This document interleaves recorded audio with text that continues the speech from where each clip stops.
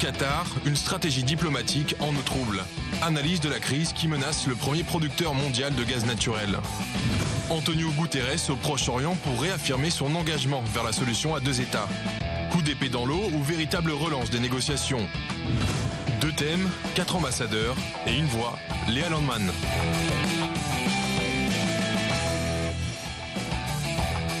Bonsoir messieurs, dames, ravi de vous retrouver pour cette première émission des ambassadeurs. Pour commencer, nous allons vous présenter Freddy Eitan, vous êtes journaliste et directeur au Centre des Affaires publiques de Jérusalem et premier ambassadeur d'Israël en Mauritanie. Maurice Fergan, vous êtes journaliste sur i24 News. Avi Pazner, vous êtes ancien ambassadeur d'Israël en France et en Italie. Et Aude Markovitch, vous êtes correspondante en Israël pour la radio suisse depuis 9 ans. Alors on va commencer ce soir par parler du Qatar qui se retrouve au cœur d'une crise diplomatique régionale et on a l'impression que tout le monde a un peu son mot à dire sur ce pays. On le voit sur cette carte derrière vous, du Pakistan à l'est aux États-Unis à l'ouest, l'Europe, l'Afrique. Tout le monde a une opinion sur cette crise. Ou en tout cas, tout le monde a un intérêt dans cette crise. Comment vous expliquez ça, Avi Pazner ? Eh bien, parce que le Qatar joue un rôle disproportionné à son importance. Il y a 70 ans, qui savait qu'est-ce que c'était le Qatar? C'était un bout de désert. Aujourd'hui, c'est le pays le plus riche au monde par capita. C'est un pays qui a une politique étrange. C'est un régime conservateur qui soutient tous les rebelles, qui soutient les islamistes. C'est un régime qui entretient de bonnes relations avec l'Iran, qui sont les ennemis héréditaires du Qatar. Et donc, c'est une énigme qu'il faut essayer de déchiffrer. Et le Qatar a aujourd'hui une importance démesurée dans les affaires mondiales. Rappelez-vous par exemple que pendant la guerre de Gaza, il y a 3 ans, tout à coup le secrétaire d'État américain est venu, il a dit c'est le Qatar qui va faire la médiation entre Israël et le Hamas. Comment ça se fait? Le Qatar qui soutient le Hamas, il va faire la médiation? Eh bien, on a un peu cherché et on a vu que le Qatar finançait le Brookings Institute de Washington où Indyk était le président. Donc, la longue main du Qatar est un peu partout et c'est cela qui me fait penser que des fois, l'argent résout presque tous les problèmes. Ah oui, mais ce qui m'inquiète, moi, c'est pas tellement le Qatar, c'est cette confrontation entre le Qatar et l'Arabie Saoudite, parce que l'Arabie Saoudite, c'est encore une plus grosse énigme que le Qatar. Parce qu'on dit que le Qatar finance le terrorisme, mais tout le monde sait que l'Arabie Saoudite aussi a une part dans ce financement. Alors là, il y a un rôle que j'arrive pas très bien à saisir. Peut-être là aussi, il y a une influence absolument démesurée entre la taille du pays et ce qui se passe. Oui, non, mais il faut dire aussi que le Qatar, c'est l'enfant terrible du monde arabe. Le Qatar, comme l'a rappelé Avi Pazner, c'est aussi le pays le plus riche du monde, mais d'un autre côté, il joue un double jeu. Le Qatar, c'est quoi? C'est 2,8 millions d'habitants, dont 30% seulement sont des locaux, sont des Qataris. Les autres sont des travailleurs étrangers qui arrivent du Pakistan, qui arrivent des pays du Golfe, etc. Le Qatar aussi, et il y a 2 piliers du Qatar. C'est d'une part les frères musulmans, c'est-à-dire aussi soutenir le Hamas, c'est les frères musulmans, c'est une filiale donc du Hamas, donc importer donc l'islamisme en quelque sorte. On a vu avec l'Égypte, avec Morsi à l'époque, mais aussi le Qatar diffuse ces messages par El Jazeera. Donc il y a là une situation qui est pour un petit pays comme le Qatar, qui a un PIB de 140 000 $, donc pour le Qatar, effectivement, c'est trop et il faut effectivement mettre à sa place. Et dans ces dimensions, le Qatar. Morsi, qui est donc un président élu en Égypte par les Égyptiens, ça n'avait rien à voir avec le Qatar. Aussi. Le fait que le Qatar soutienne les frères musulmans, c'est une chose. Le fait que Morsi ait été élu par la population égyptienne, c'est une autre chose. Oui, mais Morsi est en prison aujourd'hui, comme vous le savez. Oui, Et qui est-ce qu'il a mis en prison? C'est le général Al-Sisi qui aujourd'hui dirige le pays. Oui, mais il a été élu aussi, le général. Maintenant, non, il n'a pas été élu. Il est devenu maréchal. Il n'a pas été élu. Il est devenu maréchal. C'est pas vrai. Le cas n'est pas l'Égypte aujourd'hui. En tout cas, pour le Qatar, je crois qu'il y a le début de la crise, et pas seulement dû au Qatar en tant que tel, mais vous avez parlé, Maurice, de l'Arabie Saoudite. Il y a vraiment une recomposition régionale qui est due d'abord à toutes ces révolutions qu'on a vues naître au début 2011, qui ont touché absolument l'ensemble du Moyen-Orient, et donc des rôles différents que se sont mis à jouer les pays arabes sunnites modérés dans la région. Et puis derrière, il y a peut-être quelque chose d'important à noter, ce sont les dirigeants de certains de ces pays, de l'Arabie Saoudite et des Émirats. On parle beaucoup de princes héritiers des Émirats et de l'Arabie Saoudite. Il y a le fameux Mohammed Ben Salman, qui est donc celui qui est le prince héritier, donc le fils de l'actuel roi d'Arabie Saoudite, et puis le Mohammed Ben Zayed, qui est lui aux Émirats. Et eux, ensemble, se sont un peu ligués contre le Qatar, et qui est devenu Alors justement, Maurice Fergan. C'est aussi l'Égypte, c'est aussi le Yémen, ce sont d'autres, même le Sénégal, la Libye, tous sont rompus avec le Qatar. Et pourquoi cela? Parce qu'ils voient dans la politique du Qatar un danger. Si le Qatar a la possibilité de financer l'opposition et d'influencer l'opinion publique grâce à El Jazeera, c'est devenu un facteur important dans le jeu politique du monde arabe. Et cela ne m'étonne le aucunement wahhabisme, c'est pas plus dangereux que les frères musulmans. Le wahhabisme n'est pas plus radical que les frères musulmans. C'est pas plus dangereux aussi. Oui, ils ont des moyens, ils interviennent. Oui, mais ça c'est contenu à l'Arabie Saoudite. Ils ne cherchent pas une expansion, ok? Tandis que les frères musulmans... Tout à fait, mais l'Arabie Saoudite, il faut comprendre, l'Arabie Saoudite, c'est aujourd'hui le leader du monde arabe, sur le plan des finances d'une part, et sur le plan de la religion, qui a pèlerinage aujourd'hui. Donc il y a là, tous les musulmans arrivent en Arabie Saoudite. Arabie Saoudite, c'est la clé donc de tout conflit, et donc elle veut avoir sa place. Et évidemment un petit pays minuscule qui est le Qatar, qui veut dicter, cet enfant terrible du monde arabe qui essaye à tous les moyens d'acheter des biens en Europe, à Paris, un peu partout dans le monde, acheter, y compris même en Israël, puisque vous savez un stade a le nom au nord du pays de Doha, donc la capitale du Qatar. Ce que vous dites, c'est très très important. Comme journaliste et reporter, je suis allé beaucoup sur le terrain dans la région, et au moment notamment du début de la guerre en Syrie, ce qui était au départ une espèce de révolution, etc., on voyait la présence dans les camps de réfugiés, dans les pays limitrophes de la Syrie, que ce soit au Liban, que ce soit en Jordanie, des organisations qui étaient des organisations islamistes, qui étaient des organisations humanitaires islamistes, et qui étaient payées par qui? Par l'Arabie Saoudite et par le Qatar. Donc il y avait, à travers ces dons et cette aide humanitaire, la volonté d'une influence politique, religieuse très forte, et qui était aussi bien le fait de l'Arabie Saoudite que du Qatar. Et l'Arabie Saoudite, avec le wahhabisme, avec donc un islam très rigoriste, a une influence très importante sur la montée du salafisme dans la région. Le Qatar, son aide, elle est subversive. Tandis que l'Arabie Saoudite finance, comme vous dites, de l'aide humanitaire, des mosquées, ça peut nous plaire ou pas, mais ce n'est pas une aide subversive et politique.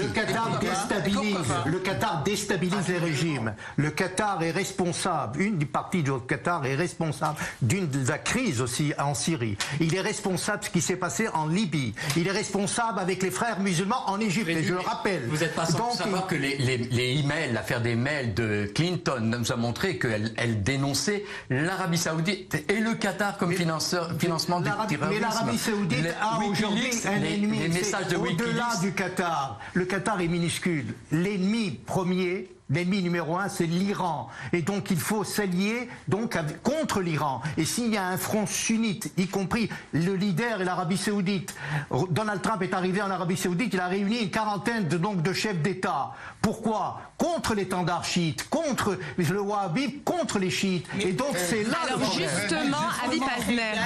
C'est pas l'Iran qui a créé Daesh, l'État islamique. Aujourd'hui, que ce soit ici en Israël ou que ce soit en Europe, Daesh est devenu un ennemi énorme qui aujourd'hui aujourd'hui est peut-être en train d'être sur sa fin, mais enfin, c'est pas les chiites qui ont créé Daesh. Le vide de Daesh, qui a été comblé par Daesh en Irak et en Syrie, parce que une part... Comblé par l'Iran, vous voulez dire. Oui, a été comblé par l'Iran. Ils sont à nos portes aujourd'hui, sur le Golan, sur le plateau du Golan. Mais aussi, c'est à cause, d'une part, des Occidentaux, c'est-à-dire premièrement du président Obama, et deuxièmement de la France, qui a laissé faire aussi. Donc cette affaire qui, depuis 2011, il y a une guerre et donc est comblée par la Russie, déclarée par la Russie et aussi évidemment par l'Iran. Avi Pazner, je rebondis sur l'Iran. Donc juste une semaine avant le début du Hadj, le Qatar a quand même renouvelé les liens diplomatiques avec l'Iran.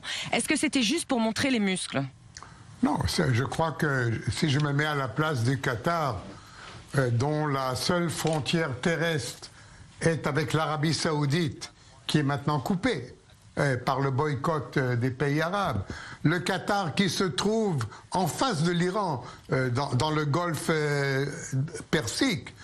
Et donc le Qatar, je crois, a été acculé justement à reprendre ses relations avec l'Iran parce qu'il a été coupé du monde arabe. C'est d'ailleurs un développement négatif parce que ça peut entraîner le Qatar à être encore plus virulent dans sa politique anti-establishment du monde arabe, se donner la main avec l'Iran, qui quand même, l'ambassadeur Eitan l'a dit, est aujourd'hui l'ennemi 1 du monde arabe sunnite. C'est l'ennemi de tout le monde. C'est l'ennemi de l'Arabie Saoudite et de la Jordanie et des principautés et de l'Égypte et de tout le monde. Et là, ce Qatar, aujourd'hui, s'aligne encore plus. Il nous reste une minute pour clore le débat. L'Arabie Saoudite, vous pensez qu'on a quelque chose à gagner en misant sur l'Arabie Saoudite? Qui ça? L'Occident? Bien sûr, c'est un pays énorme, avec des réserves énormes, bien sûr. Saoudite se bat contre au Yémen. Aude Markovitch, il nous reste une minute, on vous écoute. Et autre chose, il ne faut pas oublier... Je pense, puisqu'on me donne la parole. Non, je pense qu'effectivement, c'est très risqué de miser sur l'Arabie Saoudite. Je pense que c'est le calcul d'Israël aussi depuis plusieurs années. Parce qu'effectivement, il y a un islam extrêmement rigoriste qui est mené par l'Arabie Saoudite et qui a une influence qui draine cette influence qu'on le voit dans les mosquées d'Europe aussi aujourd'hui. L'Arabie Saoudite ne cherche pas à conquérir le Moyen-Orient. L'influence de l'Arabie Saoudite dans l'islam dans le monde est très importante. L'Iran a des vues impérialistes sur le Moyen-Orient. L'Arabie Saoudite est pro-occidentale. Il ne faut pas oublier aussi que le Qatar joue un double jeu. Vous savez qu'il y a une base américaine au Qatar. Donc il y a un double jeu face à l'Iran. Moi je suis femme et je n'aimerais pas vivre en Arabie Saoudite. Et pour moi c'est très important. Mais c'est deux choses différentes. Deux choses différentes. On parle de géopolitique, on ne parle pas des affaires intérieures. Mais pas du tout. Vous savez, les pays arabes, en Égypte aussi, en Libye, un peu partout. Non, j'ai jamais eu de problème personnellement. Je pense qu'il y a un faux message qui est donné sur le soutien de l'Occident à l'Arabie Saoudite. Merci les ambassadeurs pour cette première discussion. Alors le deuxième thème qu'on va quand même aborder ce soir ensemble, c'est la première visite en Israël et dans les territoires palestiniens d'Antonio Guterres, le secrétaire général de l'ONU. Il était là cette semaine, on va d'abord l'écouter, c'est l'une des déclarations phares qu'il a faites lors de ce déplacement. On l'écoute et on en parle juste après. Je ferai tout mon possible en tant que secrétaire général des Nations Unies pour soutenir ce que je pense être nécessaire comme un processus politique sérieux visant à créer une solution à deux États et en même temps un processus politique sérieux pour améliorer les conditions de vie des Palestiniens. Tout ce que je serai capable de faire, je le ferai. Je me sens très motivé pour faire au mieux. Alors qu'est-ce que ça veut dire cette déclaration? Est-ce qu'on parle d'une énième déclaration sur la solution à deux États ou cette fois on passe à l'action? Freddy Eitan. Oui, il faut dire d'abord que le secrétaire général de l'ONU, le nouveau secrétaire général, je crois que contrairement à ses prédécesseurs, essaye avec avec détermination et sincérité pour équilibrer un peu ce conflit, et parce que l'ONU, il représente une organisation qu'on connaît par le vote automatique, par l'UNESCO, par d'autres résolutions, y compris vis-à-vis de la FINUL et autres. Donc il y a là une situation situation où l'ONU peut jouer un rôle d'influence. Mais l'ONU aussi doit changer de cap vis-à-vis donc d'Israël et vis-à-vis donc de cette attitude vers Israël. Le secrétaire général, il est bienvenu, il peut effectivement jouer un rôle, il est capable de le faire, il a tous les moyens de le faire, mais il ne pourra jamais faire ou imposer une situation ou même un règlement sans évidemment les États-Unis.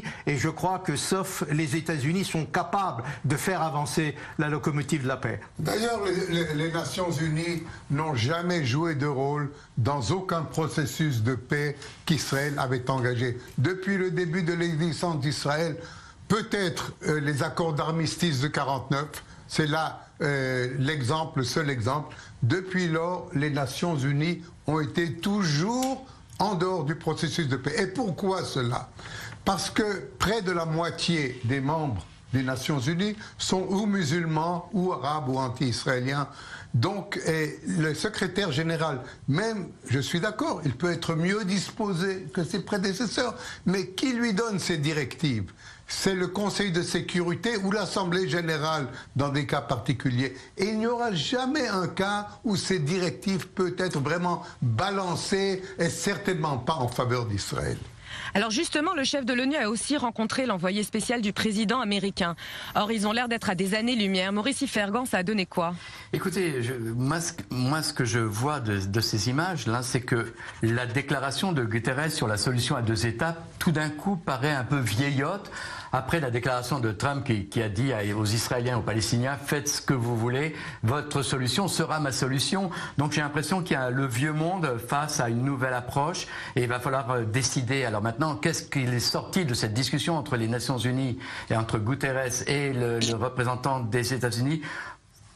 Je ne sais pas. Peut-être que la présence de Haley vous avez l'air pensive. Oui. Oui, j'écoute avec attention. Oui, dites-nous. Non, je suis d'accord avec l'idée qu'aux Nations Unies, Israël n'aura jamais une majorité en sa faveur. Rappelons-nous quand même que c'est l'Assemblée générale qui a créé en fait l'État d'Israël avec le plan de partage en 1947. Oui, après la Deuxième Guerre mondiale. Jusqu'à aujourd'hui, les Nations Unies qui créent le droit international et donc ils peuvent aussi nous aider à avancer sur des choses. Je suis d'accord que en général, pour avancer vraiment, il faut que les parties en conflit soient les premières à le vouloir. Et pour l'instant, les 2 parties en conflit, que ce soit les Israéliens ou les Palestiniens, ne sont pas du tout prêts à avancer sur quoi que ce soit sur les négociations. Ce qui m'a personnellement choqué pendant la visite de Guterres, c'est qu'il s'est montré tout à fait aimable. Il a voulu faire justement copain-copain avec tout le monde. Le soir même de il est arrivé le dimanche soir, le lundi soir, le Premier ministre Benjamin Netanyahou participait à une réunion qui célébrait les 50 ans de l'occupation de la Cisjordanie. Et alors que Guterres était sur notre sol et ici, il a dit très officiellement, Netanyahou, nous n'allons enlever aucune colonie du sol d'Israël parce que ça n'a jamais aidé à la paix. Je pense que par déférence pour ce qui était alors son invité de marque, le secrétaire général des Nations Unies, il aurait peut-être pu s'abstenir de faire ce genre de déclaration. La veille, Guterres était à Ramallah où il a rencontré des... C'était le soir de l'arrivée de Guterres, après avoir rencontré Netanyahou le même jour. Et le lendemain, Guterres est allé à Gaza et a dit qu'il fallait lever le blocus de Gaza. C'est-à-dire que chacun parle dans sa sphère. Netanyahou, il a sa politique. Il le dit franchement. Il aurait pu attendre 3 jours. C'est pas très élégant. Non, mais il n'y a pas d'élégance en politique. C'est les diplomates qui disent ça. Il n'y a pas d'élégance en politique, je dis bien. En politique. En diplomatie. La diplomatie, c'est l'élégance même. Okay? Alors Freddy Ayton parle de la politique, c'est vrai. Il n'y a pas. Donc, 3 jours après ou avant, on sait ses positions. Mais c'est pas ça le problème. Le problème avec Guterres, et ça, il faut le dire, il faut le souligner, il n'a pas rencontré des dirigeants du Hamas. Et pourtant, le Hamas dirige. C'est ce que je dis. Ça, c'est une chose. Deuxièmement, il faut dire aussi que ce n'est pas... On a parlé d'Arabie Saoudite tout à l'heure. mais c'est aussi grâce à l'Arabie Saoudite qu'on peut trouver une solution régionale. Et c'est là la question. Alors justement, Avi Paznev, on va rebondir sur ce qu'a dit Freddy Ethan. Si la solution tourne en rond, pourquoi on ne fait pas renforcer les acteurs régionaux et adopter l'initiative de paix arabe? Moi, je suis très pro solution régionale. Je crois que d'ailleurs que c'est la seule manière, parce que nous et les Palestiniens, on est complètement bloqués. La seule solution est vraiment une solution régionale avec les pays arabes sunnites modérés, pas peut-être en religion, mais modérés dans leur politique, ok? Comme l'Arabie Saoudite, l'Égypte, la Jordanie et d'autres, les principautés, le Dubaï, peut-être le Koweït, avoir vraiment une espèce d'opinion régionale qui pousserait les Palestiniens et les aiderait aussi à trouver leur confort. Comme ça, parce qu'aujourd'hui, vous n'avez pas cité deux pays importants, la Libye et la Syrie, le Liban et la Syrie, vous n'avez pas cité. Non, ils sont compris dans cette option régionale. Compris, bien sûr que non. Alors on ne réglera rien en fait. On ne réglera rien. On peut jamais, Maurice, on ne peut jamais avoir tous les pays dans une option régionale. Non. Il y a 22 pays, vous ne pouvez pas avoir 22 pays. Il vous faut avoir les pays principaux. La Syrie, aujourd'hui, elle est occupée par les Russes et par les Iraniens et par le Hezbollah. Qu'est-ce que c'est la Syrie? Le Liban, il est déchiré entre le Hezbollah. Mais il ne faut pas non plus mettre de côté le fait qu'aujourd'hui, en Palestine, que ce soit en Cisjordanie ou à Gaza, il y a des gens qui dirigent alors un État croupion à Gaza et puis alors un semblant d'armature d'État en Cisjordanie. Et je pense que c'est très important de ne pas leur passer sur la tête. C'est-à-dire que l'idée de la solution régionale... Freddy Ethan, quelle est la question? La question est de savoir... Ça passe par-dessus la tête des Palestiniens. C'est très important. La question est de savoir comment régler. Si on règle le problème régional, il serait beaucoup plus facile de régler le problème palestinien. Et non pas l'inverse. Parce que si on règle le problème palestinien et il y a autour de nous l'Iran et des problèmes régionaux, on ne pourra pas non plus régler le problème. Nous a dit pendant des années qu'il fallait régler le problème face à face entre... Oui, mais depuis ça a changé. Le Proche-Orient, la donne géopolitique a complètement changé. La Russie est là, l'Iran est là. Et Abou Mazen est Abou Mazen arrive à 80 ans, il n'est pas capable non plus. Il n'est pas capable politiquement, Abou Mazen, aujourd'hui, de présenter quoi que ce soit à son peuple, qui est un peuple divisé, il faut l'admettre. Il y a Gaza d'un côté, et il y a... On est pour beaucoup dans cette division. Écoutez, on est au milieu, bien sûr qu'on est pour beaucoup, puisqu'on est au milieu. Alors,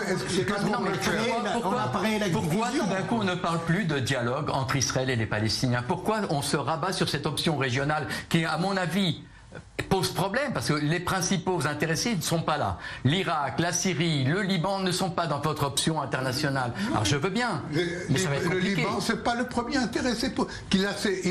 Écoutez, le Liban, il a assez d'ennuis. C'est un pays où il y a une minorité chrétienne aujourd'hui, une majorité chiite et une autre minorité sunnite. C'est un pays complètement divisé qui n'a rien à voir avec nos problèmes à nous. La Syrie, dans le cas actuel, qu'est-ce que c'est la Syrie? Qu'est-ce que ça représente? Donc, si je comprends bien, il vaut mieux aller voir l'Arabie Saoudite pour régler le problème entre Israël et les Palestiniens plutôt que ça soit avec les Palestiniens. L'Arabie Saoudite, mais aussi l'Arabie Saoudite, l'Égypte, la Jordanie. Elle disait quoi l'initiative arabe? Elle disait que si...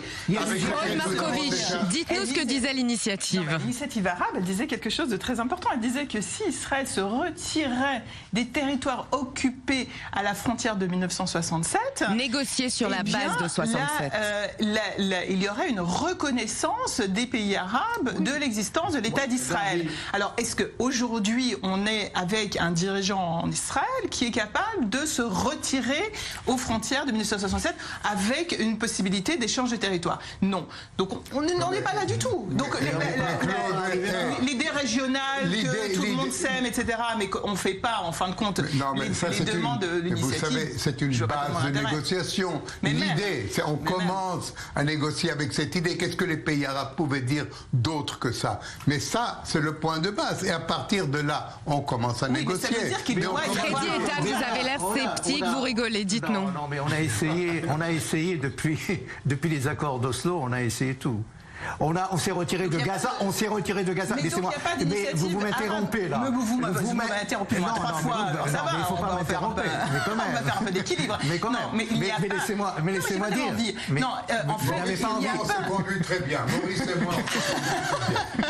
Non, mais quand même. Je disais que depuis Oslo, on a essayé plusieurs tentatives. Ça n'a pas marché. Il y a eu 16 ans d'une administration démocrate, c'est-à-dire Clinton 8 ans et Obama 8 ans. Donc 16 ans, on a essayé, on n'a pas réussi. C'est pas toujours la faute d'Israël. Il faut toujours dire que c'est à cause d'Israël. Ça, c'est la deuxième chose. Donc, deuxièmement, si on s'est retiré, il y a des choses à faire aussi du côté d'Israël.